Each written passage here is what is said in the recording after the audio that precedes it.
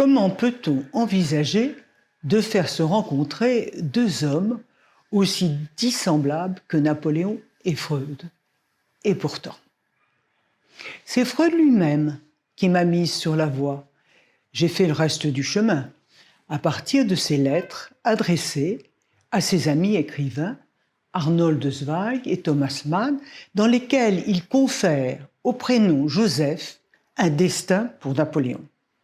J'ai été surprise par le vif intérêt que Freud porte à la fin de sa vie à la personnalité complexe de Napoléon et suffisamment intriguée pour mener l'enquête.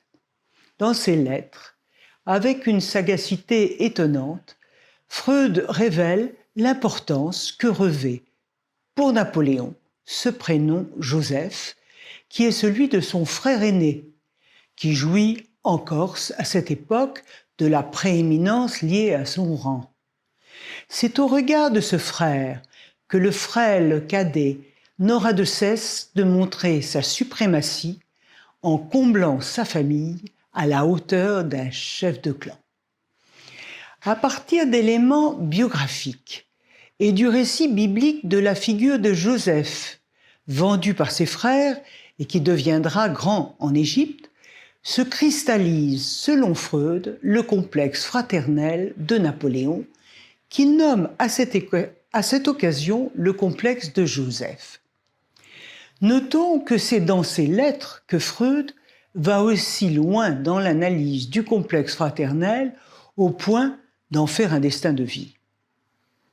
Ce complexe donnera un sens à des décisions en partie énigmatiques chez Bonaparte, parmi lesquelles l'hasardeuse expédition en Égypte, mais aussi à sa passion pour Rose de Beauharnais, Rose étant son prénom usuel, qu'il a débaptisé pour la prénommer Joséphine. Mon enquête a consisté à montrer que cette performance interprétative, créatrice d'un sens nouveau, est dictée chez Freud par son propre complexe fraternel de Joseph.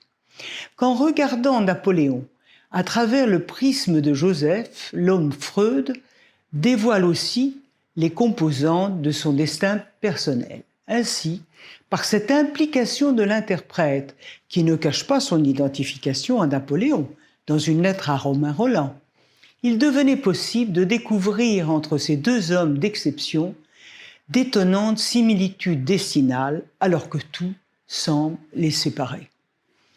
Enfin, si nous devions trouver un trait d'union historique entre Freud et Napoléon, Marie Bonaparte en est la symbolique incarnation en contribuant à sauver l'inventeur de la psychanalyse de la persécution nazie. Je souhaite que le lecteur trouve dans ces vies captivantes le même plaisir à les lire que j'ai eu à les écrire.